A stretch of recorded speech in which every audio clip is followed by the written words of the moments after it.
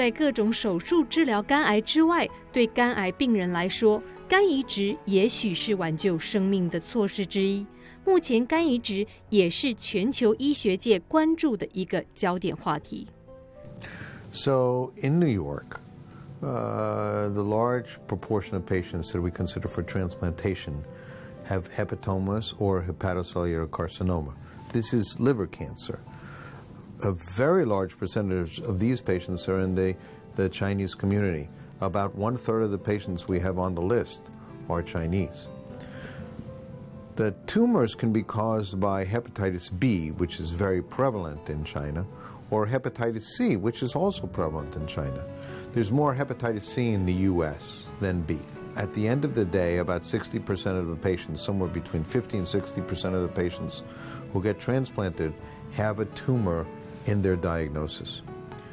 And what happens is when the liver gets cirrhotic, when it gets diseased by a virus, so the virus could be hepatitis B, it could be hepatitis C, or it could also be alcohol or other diseases such as autoimmune disease. When it takes that injury on, it generates tumors, and the tumors look like this. Once the liver starts making tumors, it's going to make more of them. So the traditional way of resecting the tumor could be good, and that may gain you some time, but the cure is going to be by liver transplantation because the tumor factory is going to be removed. So very often we're in the front lines and we pick up the liver cancer, and then we decide along with our surgical oncology team what to do about it. Here at Mount Sinai, like at many large transplant centers, we have a multidisciplinary approach. So every patient who has liver cancer is funneled through one system. So we have 20 doctors who sit in the room, radiologists, oncologists, surgical oncologists, medical doctors, and we come up with a plan for each specific patient based on how sick their liver is, what their other medical conditions are, and what their tumor is like. 肝移植的成功率是90%，但是移植后并不是就此万事大吉，因为医生还要用药物来防止病患身体排斥所移植的肝脏，还要防止移植肝脏受到肝炎病毒的感染。A transplant is a life-saving measure.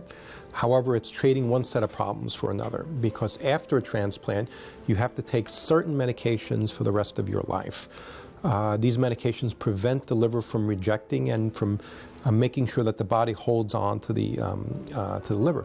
Among all the various reasons why people might need transplants, having hepatitis B problems have been, for many years, giving the best results, because we've had very effective medicines to stop hepatitis B and prevent it from infecting a new liver. So that the success rates of a transplant, if the problem that led to the transplant doesn't come back, are now probably up in the mid-90s% at 1 year, and at 5 years, somewhere in the mid to high 80s%, something like that. Things can go wrong with the transplant. It has to be matched. There is this issue of rejection, and people have to take medicines to block the immune system. But over the years, we've come to be able to manage that well enough that it really is not a big problem for liver transplants. It's more of a problem in other organs like heart transplants, kidneys, lungs and bowels are the worst. But the liver, it's really not a big problem with rejection. 做肝移植手术一般5到7天后就可以出院，肝移植以后的护理才是关键。事后护理包括要服药，帮助机体不去排斥所移植的器官。